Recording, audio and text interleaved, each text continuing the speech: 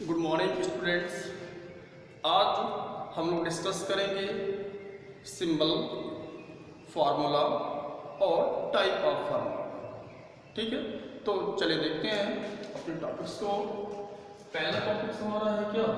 Symbol. Second formula. ठीक है, तो ये सिंबल क्या है, ये फार्मूला क्या है। तो सबसे पहले हम डिस्कस करते हैं कि सिंबल क्या है। तो सिंबल हम कह सकते हैं the short form of element is called as symbol. ठीक है, किसी तत्व का संक्षिप्त रूप ही क्या कहलाता है? सिंबल कहलाता है। जैसे मान लीजिए हमें एलिमेंट, जैसे हमारे पास सोडियम है, इस सोडियम को हम कैसे प्रदर्शित करें और कैसे लिखें इसके संकेत को। तो इस सोडियम को हम Na लिख देते हैं, तो हम कहते हैं it is the symbol of sodium. Calcium लिखना है हमें, तो Ca लिख देते हैं। ठीक है, जैसे लिख दिया क्या, Na ये सोडियम का हो गया, Ca कैल्शियम का हो गया, मैग्नीशियम का हो गया, कार्बन के लिए C लिख दिया, ऑक्सीजन के लिए O लिख दिया। तो what is this? This is symbol. This is symbol, यानी कि ये सभी एलिमेंट हैं, sodium, calcium, magnesium, carbon, oxygen.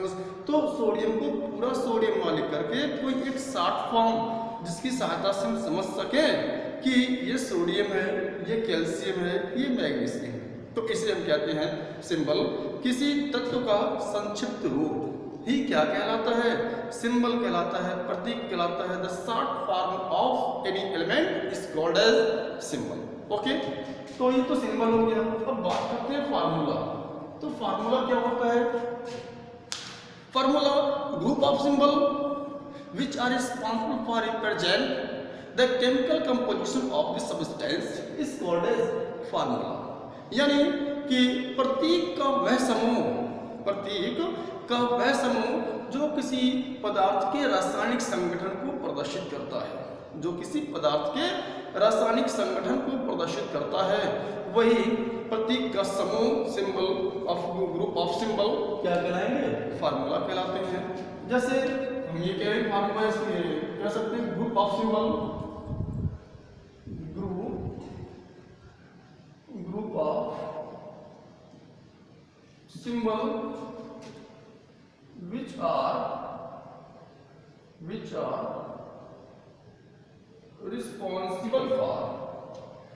are responsible for represent the chemical composition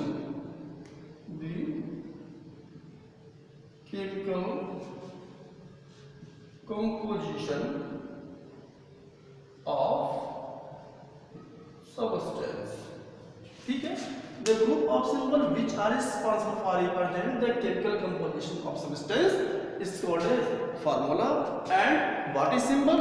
Symbol is the short form of element. The short form of element is called as symbol, and formula is the group of symbol। Formula it means group of symbol which are responsible for represent the chemical composition of substance called as formula। तो ये clear हो गया कि symbol क्या है और formula क्या है। ठीक है, ये फॉर्म एलिमेंट का और ये फार्मूला क्या है? फार्मूला का ग्रुप ऑफ सिंबल होते हैं जिसे हम फार्मूला कहते हैं। ओके, चलिए अब ये डिस्कस करते हैं कि फार्मूला के टाइप क्या है। Type of formula, type of formula.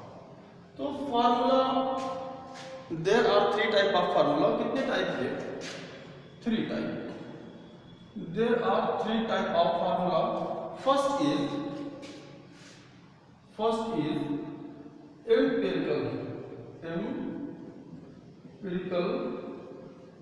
empirical formula। second is molecular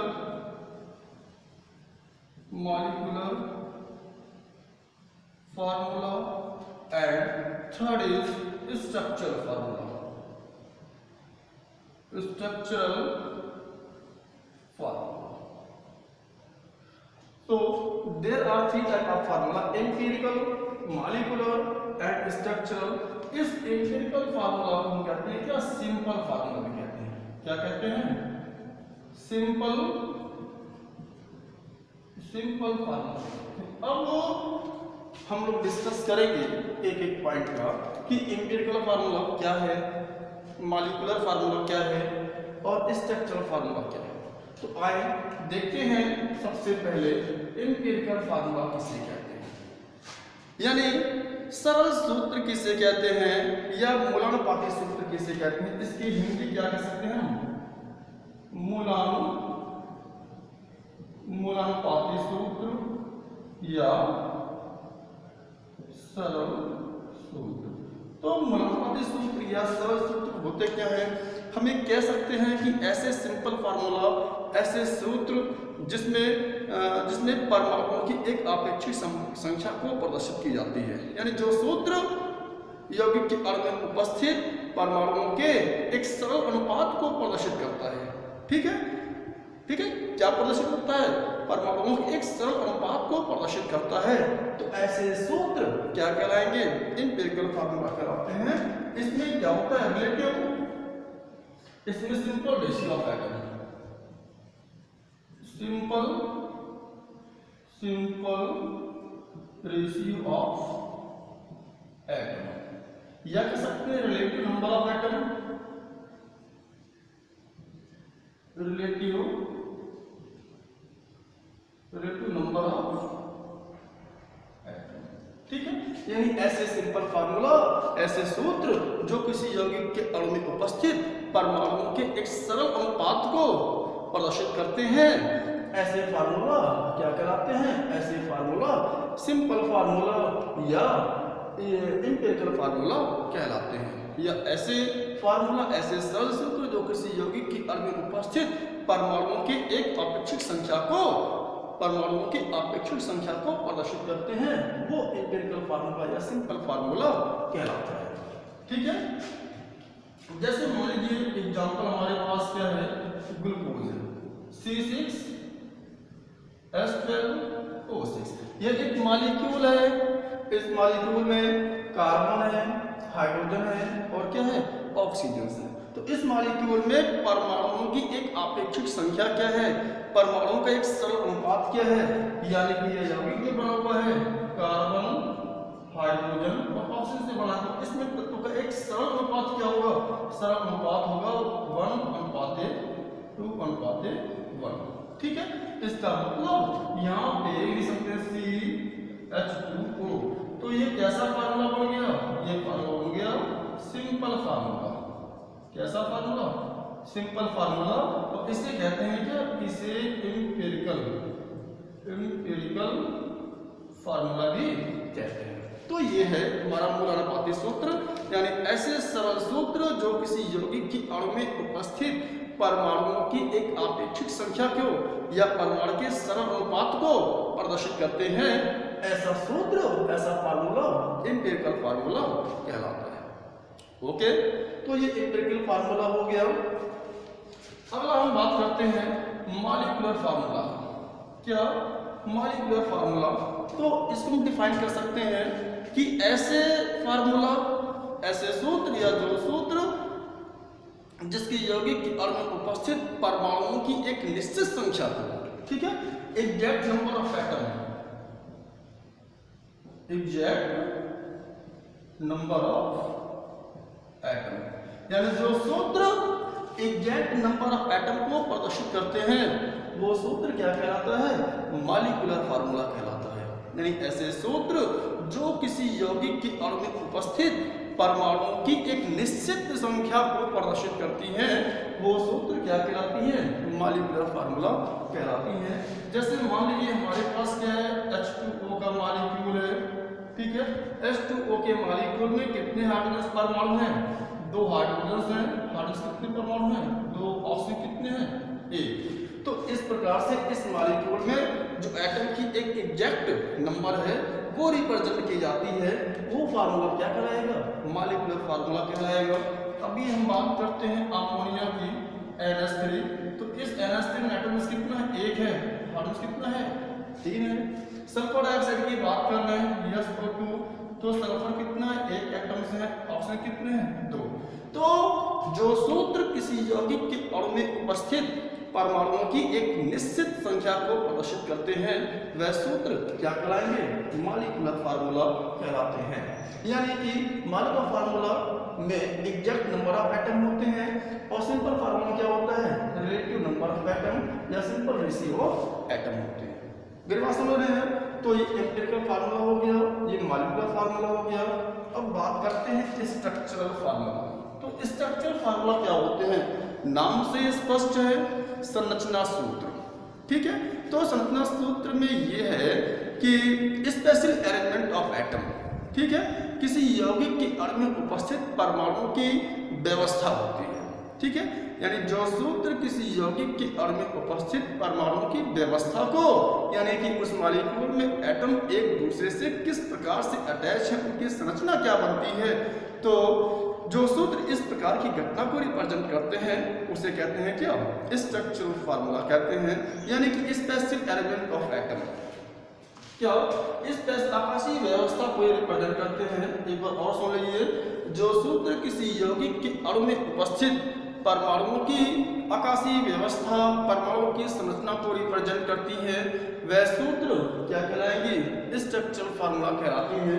जैसे मान लीजिए अगर हम अमोनिया की बात कर लें, अमोनिया की बात कर लें, तो अमोनिया में 1 नाइट्रोजन है और 3 हाइड्रोजन है। तो 1 नाइट्रोजन के साथ 3 हाइड्रोजन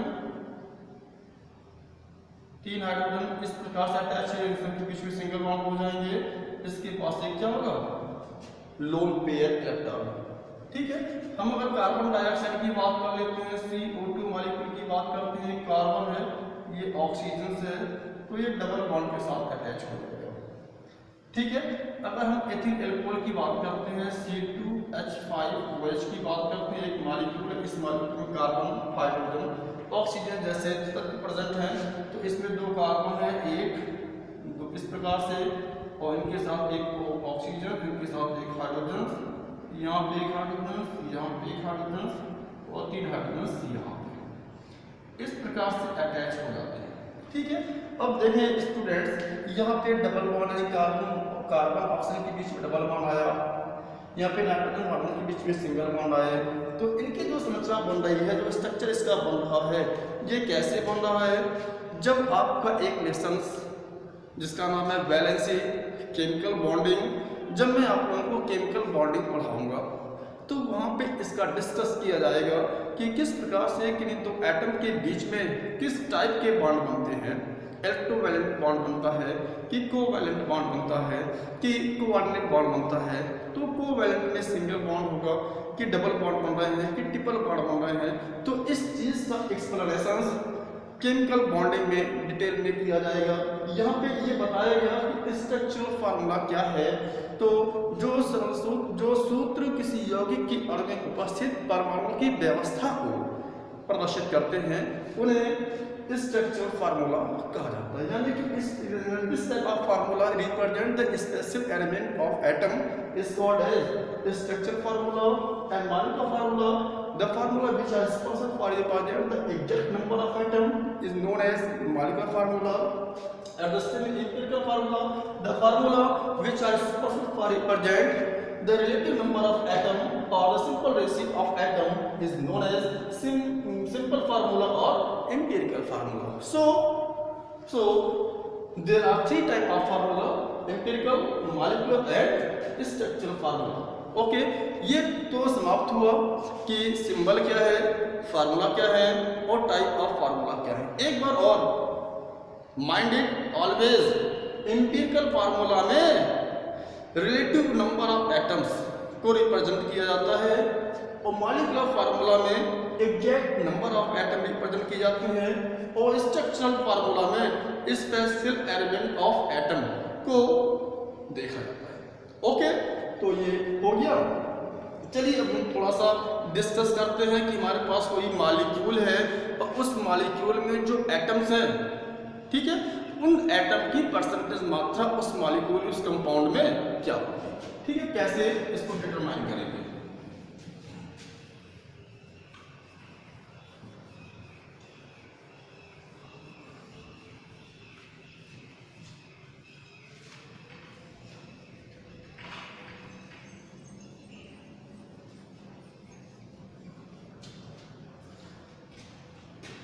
ठीक है, यौगिक में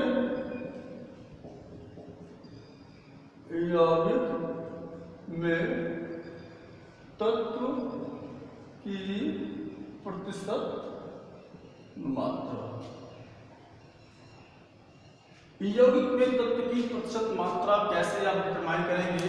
the percentage amount of element in any compound कैसे रिप्रेजेंट करेंगे। जैसे मान लीजिए हमारे पास क्या है, क्यूप्रस ऑक्साइड एक कंपाउंड है। ठीक है, क्यूप्रस ऑक्साइड एक कंपाउंड है और ये कहा रहा है कि इस क्यूप्रस ऑक्साइड में एक कॉपर की परसेंटेज मात्रा कितनी होगी और ऑक्सीजन की प्रतिशत मात्रा क्या होगी। तो कैसे आप निकालेंगे कि कोई कंपाउंड है, उस कंपाउंड में जो एलिमेंट उसके हैं वह एलिमेंट की परसेंटेज मात्रा उस कंपाउंड में कितनी है। ठीक है, तो सबसे पहले हम क्या कर लेंगे, हम यहाँ पे क्यूप्रस ऑक्साइड है, क्यूप्रस ऑक्साइड का मॉलिक्यूलर वेट निकाल लेंगे। ओके, तो कॉपर होता है कितना, कॉपर का होता है 63.5। ओके, ऑक्सीजन होता है कितना, ऑक्सीजन होता है 16। ठीक है, इसको हम ऐड कर लेंगे, ऐड करेंगे कितना आएगा, 6 5 11, 3 4 5, सॉरी ये 16। ठीक है, और यहाँ पे हो गया 5, ये 9, ये कितना 7। ठीक है, तो 79.5 यानी इतना ग्राम क्यूप्रस ऑक्साइड है, इतने ग्राम क्यूप्रस ऑक्साइड में, यानी ये क्यूप्रस ऑक्साइड की मात्रा हो गई, क्यूप्रस ऑक्साइड की मात्रा हो गई। और यहाँ पे काफी ऑक्सीजन हो गया, ये कहाँ पर हो गया। ठीक है, तो हम कहेंगे क्योंकि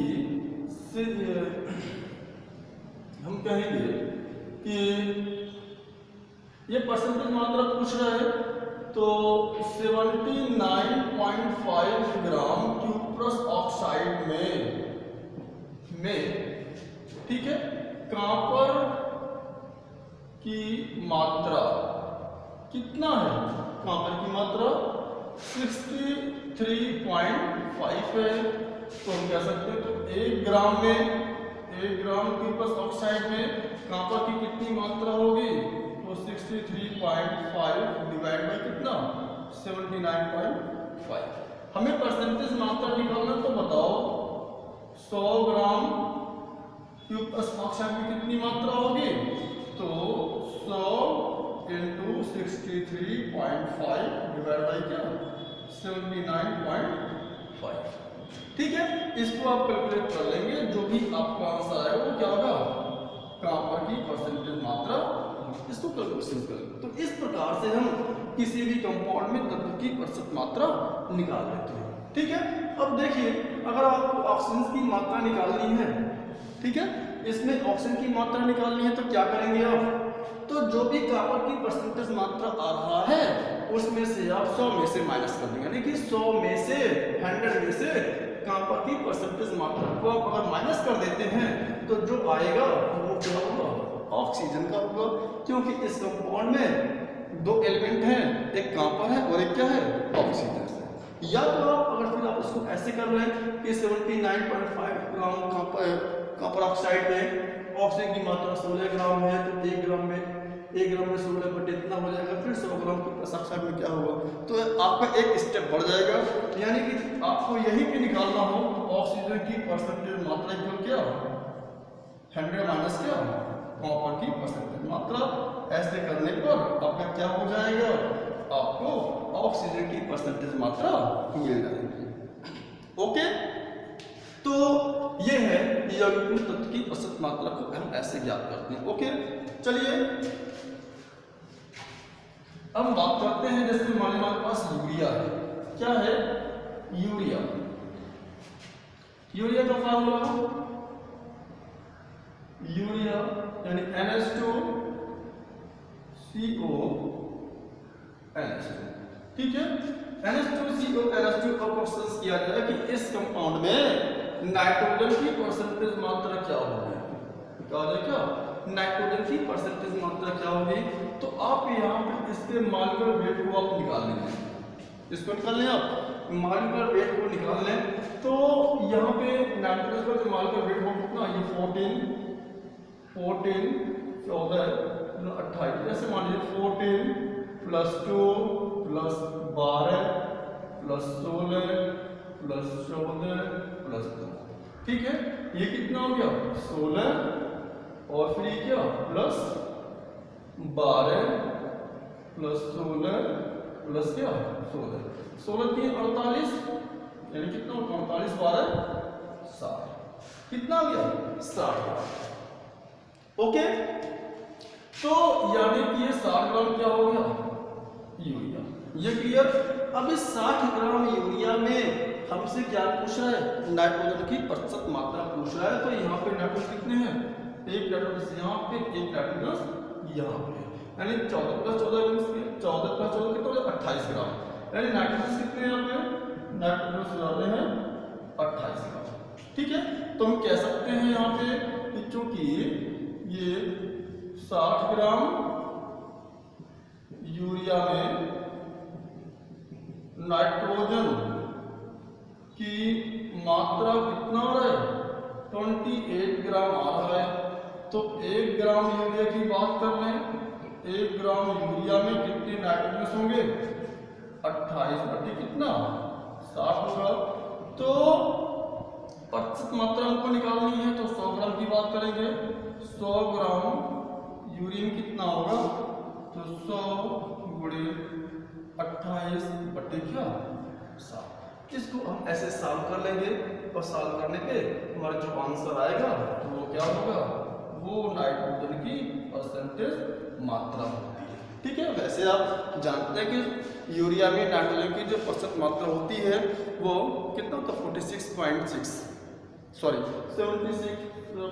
ग्राम होता है। इसको सॉल्व कर लेंगे तो आपका आंसर आ जाएगा, ठीक है। जो भी आएगा आंसर आपका वो क्या होगा, यूरिया में नाइट्रोजन की परसेंटेज मात्रा आ जाएंगे, ठीक है।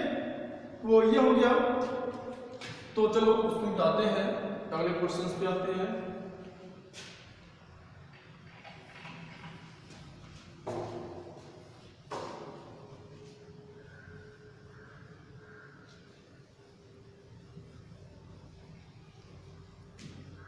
चलिए अब हमारे पास एक क्वेश्चन और है जिसकी सहायता से अगर क्वेश्चन में तत्व की प्रतिशत मात्रा दी गई है, ठीक है, यानी कि तत्वों का प्रतिशत संगठन पता है, तो तत्व के प्रतिशत संगठन के पता होने से तो उसका हम मूलानुपाती सूत्र एम्पिरिकल फार्मूला या सिंपल फार्मूला को कैसे नोटिस करते हैं, ठीक है, ये ध्यान देना।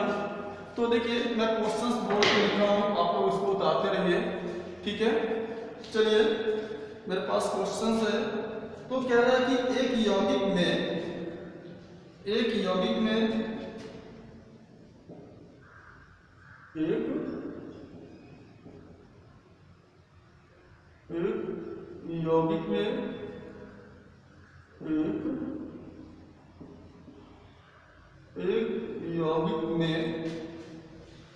कैल्शियम 36% और क्लोरीन है 64%, ठीक है। तो यौगिक का मूलानुपाती सूत्र, यौगिक का मूलानुपाती सूत्र क्या होगा, मूलानुपाती सूत्र मीन्स एम्पिरिकल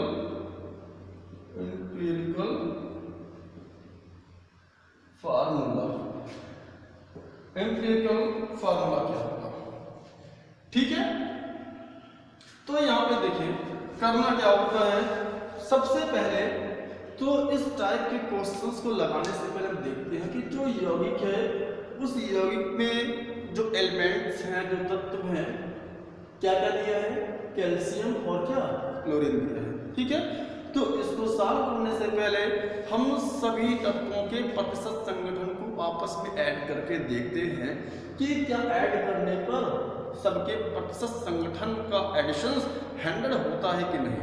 अगर 100 है तो इसका मतलब उस कंपाउंड में वही तत्व है।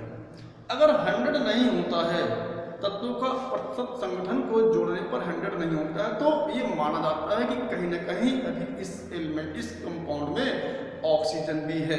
तो उस स्थिति में दिए गए क्वेश्चंस में सभी तत्वों के प्रतिशत संगठन को ऐड करके 100 में से माइनस कर देते हैं, जो शेष बचता है उस वह क्या होता है, वह ऑक्सीजन होता है। ठीक है, तो यहाँ पे ऐड कर लें। कैल्शियम कितना है, 36 है, क्लोरीन कितना है, 64 है। तो 36 और 64 को आप जब ऐड करेंगे तो क्या हो जाएगा, 100 हो जाएगा। जब 100 हो जाएगा तो मान लेंगे कि जो भी कंपाउंड हमारे पास है उस कंपाउंड में जो एलिमेंट है वो कैल्शियम है और क्या है, क्लोरीन है। ठीक है, तो चलिए इस टाइप के क्वेश्चंस को लगाने का हम एक टेबल बनाते हैं, और टेबल में लिखते क्या है, टेबल में फार्मूला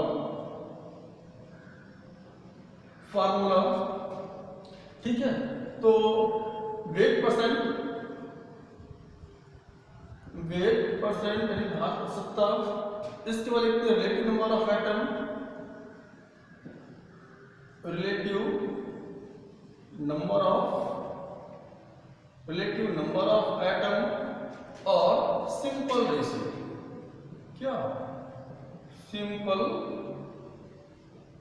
रेशियो। इस प्रकार से हम इसको लिखते हैं, या तो चाहिए आप सीरियल नंबर लिख सकते हैं, आप सीरियल नंबर तो 1 और क्या 2, क्योंकि दो ही एलिमेंट हैं। फार्मूला जो है या इसको कह सकते हैं कि एलिमेंट, या फिर क्या एलिमेंट।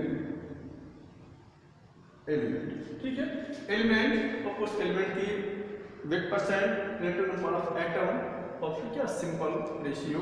एलिमेंट में कौन कौन से, कैल्शियम और क्लोरीन, एलिमेंट में कैल्शियम और क्या क्लोरीन।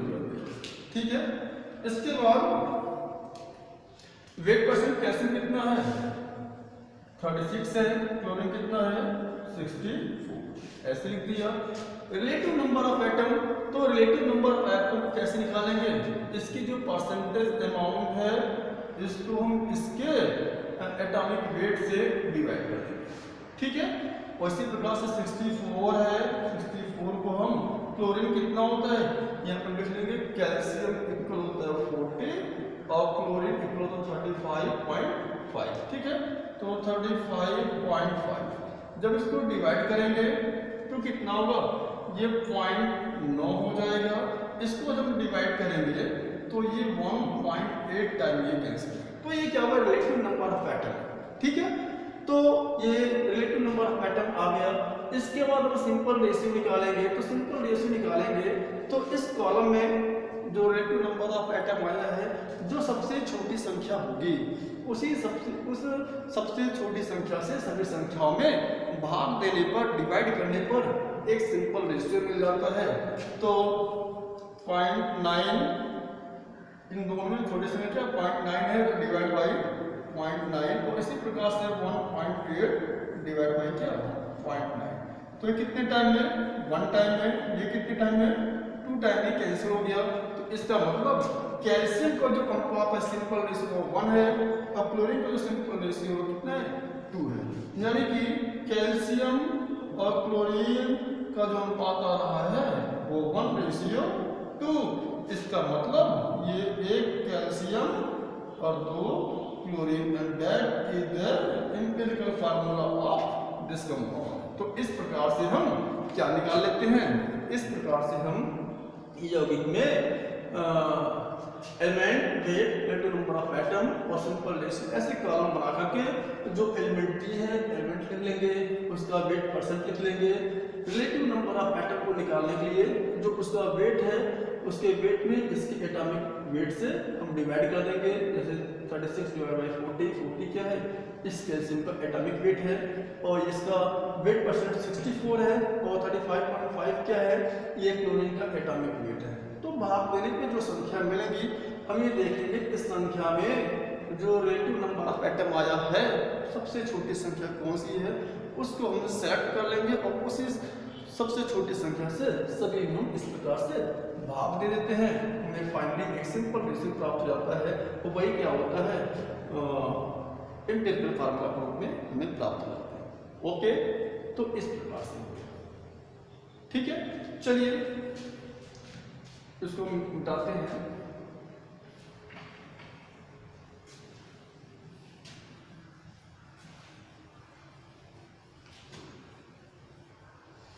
ये तो हम मूलानुपाती सूत्र निकाले। अगर हमें अणुसूत्र निकालना है, ठीक है, तो एक फार्मूला है अणुसूत्र इक्वल होता है मूलानुपाती सूत्र का whole n। It means molecular formula molecular formula equal empirical formula का होल n। अब यहाँ पे जो n है ये n क्या होता है, n इक्वल मॉलिक्यूलर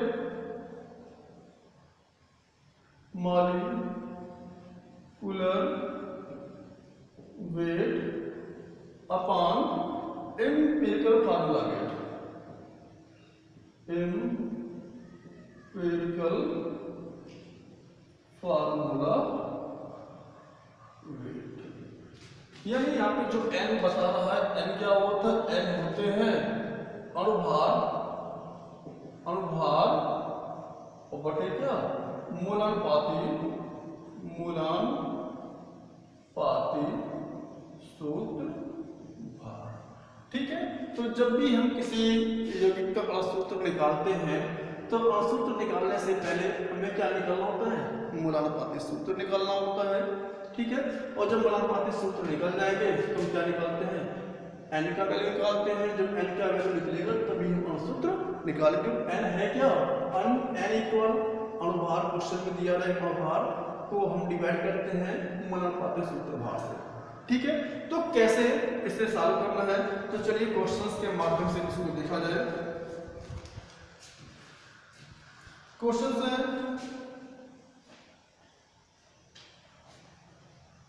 नाइट्रोजन के एक ऑक्साइड, ठीक है, नाइट्रोजन के एक ऑक्साइड, नाइट्रोजन का एक ऑक्साइड का विश्लेषण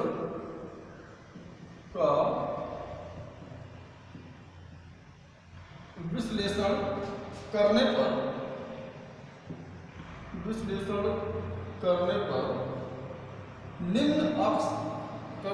निम्न आंकड़े प्राप्त हुए। निम्न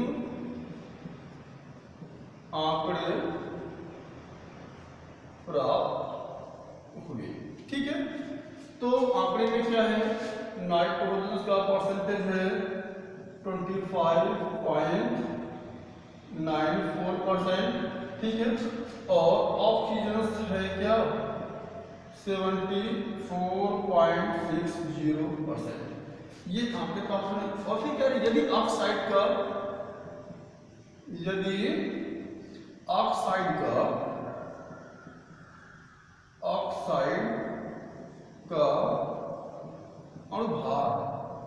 अणुभार दे दिया है कितना, 108 है, तो उसका अणुसूत्र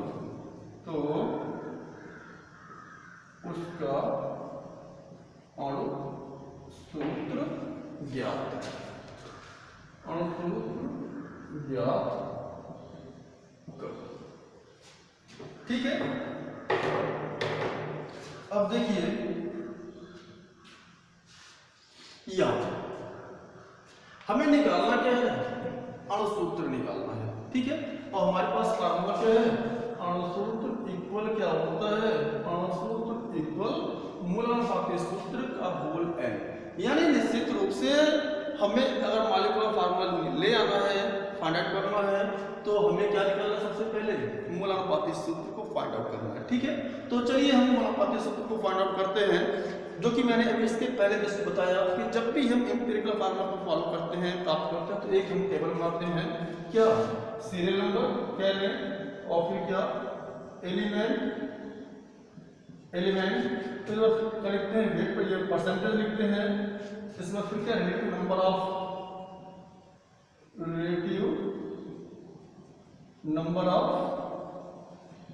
एटम यानी परमाणु की अपेक्षित संख्या, परमाणु की अपेक्षित संख्या।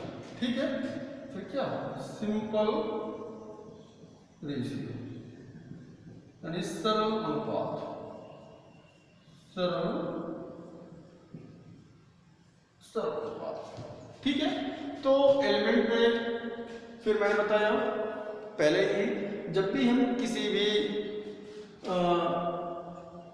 क्या नाम है कंपाउंड का आप एम्पिरिकल फार्मूला निकालने जाते हैं, जो भी एलिमेंट की जो परसेंटेज दी गई है क्वेश्चन से, उसको आप ऐड करके देख लें। यदि आप इस 25.94 और 74.06 को अगर आप ऐड करेंगे तो आप दोनों का एडिशन 100 मिलेगा। इसका मतलब इस कंपाउंड में नाइट्रोजन के ऑक्साइड में नाइट्रोजन ऑक्साइड का कोई दूसरा तत्व नहीं है। ठीक है, तो चलिए सीरियल नंबर में दो एलिमेंट है, तो 1 और क्या 2 लिख दिया। एलिमेंट में क्या है, नाइट्रोजन से और क्या है, ऑक्सीजन से। नाइट्रोजन की परसेंटेज मात्रा कितनी है, 25.94। ठीक है, और ऑक्सीजन कितना है, 74.06। ये हो गया। तो परमाणु की अपेक्षित संख्या, परमाणु की अपेक्षित संख्या निकालने के लिए इसका प्रतिशत मात्रा 25.94 बटे कितना 14, क्योंकि इसका परमाणु भार कितना होता है 14 होता है। और ऑक्सीजन का रिलेटिव नंबर निकालना है, तो इसका परसेंटेज मात्रा 74.6 अपॉन क्या ऑक्सीजन कितना होता है 16। जब आप इसको डिवाइड करेंगे, ठीक है, जब डिवाइड करेंगे तो आपका आएगा इसका 1.85 और ये आएंगे 4.63। ठीक है, इसको ये काटने पे इतना आंसर आएगा। तो जब आप ये क्या गया नाइट्रोजन ऑक्सीजन का ये रिलेटिव नंबर आ गया, फिर मैंने आपको बताया क्या था कि इन दोनों संख्या में जो सबसे छोटी संख्या होगी, सरल अनुपात निकालते समय इनमें देखते हैं कि सबसे छोटी संख्या कौन सी है, उसी संख्या से सब में क्या कर देते हैं, डिवाइड कर देते हैं। तो इसमें 1.85 में डिवाइड किससे करेंगे, इन दोनों में यही छोटी है, इसलिए 1.85 से डिवाइड करेंगे। इसमें क्या करेंगे 4.63 डिवाइड बाई क्या 1.85। जब डिवाइड करेंगे तो ये 1 5 2 6 4, ठीक है, और 2.5 टाइम में ये कैंसिल हो जाता है। ठीक है, तो 2.5 टाइम में कैंसिल हो गया। तो अब यहाँ पे देखिए ये 1 है, ये कितना है 2.5, यानी कि जो भी हमारा सरल अनुपात होगा वो एक पूर्ण संख्या होगी। अनुपात में हमें नहीं ले रहा है, तो इसके लिए एक पूर्ण संख्या बनाने के लिए क्या करेंगे, इसमें हम 2 से मल्टीप्लाई कर देंगे, इसमें 2 से मल्टीप्लाई कर दें और 2.5 में 2 से मल्टीप्लाई कर दें, तो क्या हो जाएगा, यानी जब भी हम जिसकी संख्या से मल्टीप्लाई करेंगे वो संख्या सब में गुणा को करना होगा। ये हो जाएगा 2 हो जाएगा, ये कितना हो जाएगा ये 5। तो इस प्रकार से हमारा जो सिंपल रेशियो आ रहा है वो क्या होगा 2, नाइट्रोजन के लिए ऑक्सीजन के लिए कितना 5। तो इनका जो सिंपल रेशियो बना नाइट्रोजन और ऑक्सीजन के जो बीच में अनुपात आ रहा है 2:5, इट मींस N2O5। तो नाइट्रोजन का जो बना क्या, ये N2O5 it is empirical formula. क्या है ये एम्पिरिकल फार्मूला। ठीक है, और हमें फाइंड आउट क्या करना है, मॉलिक्यूलर फार्मूला यानी कि अणुसूत्र निकालना है। तो मॉलिक्यूलर फार्मूला इक्वल क्या, और आप निकालते हैं मॉलिक्यूलर फार्मूला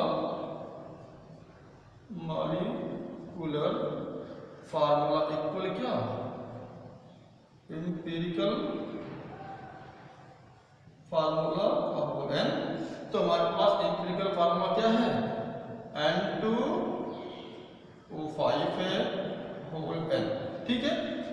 n की वैल्यू आप निकाल लें, n की वैल्यू निकाल लें तो n की वैल्यू देखो यहाँ पे है n इक्वल क्या दिया है, अणुभार बटे क्या, समानुपाती सूत्र भार।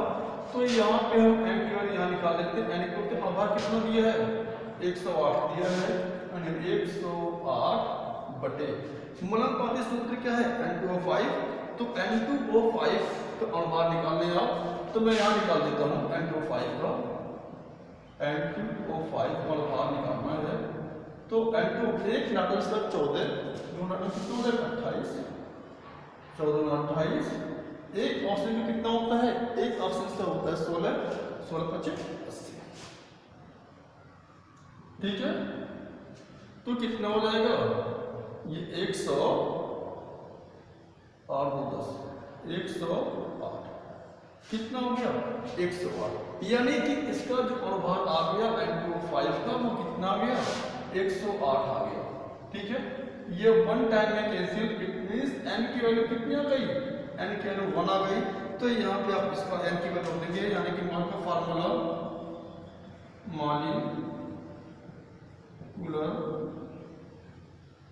इक्वल क्या हो N2O5 का होल 1, यानी क्या हो जाएगा N2O5 भी क्या हो गया अणु।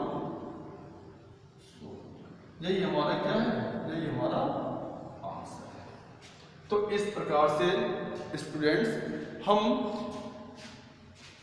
एम्पिरिकल फार्मूला या मॉलिक्यूलर फार्मूला को हम फाइंड आउट कर लेते हैं। ठीक है, तो मेरे ख्याल से आप लोगों को ये सिंबल क्या है, फार्मूला क्या है, फार्मूला के टाइप क्या है, empirical formula, molecular formula, structural formula पता हो गया, और किस प्रकार से हम किसी कंपाउंड में उनके तत्व की प्रतिशत संगठन की वैल्यू को प्राप्त करते हैं, ये भी मैंने बता दिया। और फिर हमारे पास कोई तत्व का परसेंटेज कंपोजिशन है तो उसकी सहायता से हम कैसे हम उसका सिंपल फार्मूला निकालते हैं या फिर कैसे हम मॉलिक्यूलर फार्मूला निकालते हैं। ठीक है, तो ये फार्मूला याद रहे। ठीक है, और सूत्र निकालेंगे फार्मूला और n बराबर ये होता है। तो इस प्रकार से एक टेबल बनाते हैं, serial number, element, percentage, relative number of atom, simple ratio, ऐसे बना करके हम अंत में प्रोसेस एक करेक्ट सीक्वेंस में चलते जाते हैं और फाइनली हम अपने एम्पिरिकल फार्मूला को या मॉलिक्यूलर फार्मूला को हम अप्लाई कर लेते हैं। ठीक है, तो देखिए स्टूडेंट्स, ये टॉपिक्स यहाँ पे समाप्त होता है। इसके बाद का आपको जो टॉपिक्स होगा बता दूँ, स्टोइकियोमेट्रिक कोएफिशिएंट। ठीक है, जो ये डिपेंड करता है calculation based on chemical reaction. ठीक है, यानी कि रासायनिक समीकरण पर आधारित जो कैलकुलेशंस है या उसे हम कहते हैं वॉल्यूमेट्रिक एनालिसिस कहते हैं। एनालिसिस मैंने बताया था आपको, some basic concept of chemistry में स्टार्टिंग में मैंने आपको बता दिया था, एक ग्रेविमेट्रिक होता है और एक वॉल्यूमेट्रिक होता है। ठीक है, तो अब इसके बाद जो आपका टॉपिक चलेगा वो क्या होगा, calculation based on chemical reactions, यानी रासायनिक समीकरण पर आधारित गणनाएं। इसमें से आपको सॉल्यूशंस के जो कॉन्सेंट्रेशंस है, नॉर्मलिटी, मोलरिटी, मोल फ्रैक्शंस, ठीक है, परसेंटेज बाय वेट और percentage by volume, percentage by weight volume, ppm concentrations, ये सब आपको सीखना है। ठीक है, तो फिलहाल अभी जो आपको ये समझाया गया इसको आप लगातार रहें, बढ़िया से नोट्स बनाएं, स्टडी करें, और कल मैं आपको एक नेक्स्ट वीडियो में जो स्टोइकियोमेट्रिक कोएफिशिएंट, स्टोइकियोमेट्रिक कैलकुलेशंस का क्लास होगा। ओके, ठीक है, थैंक यू।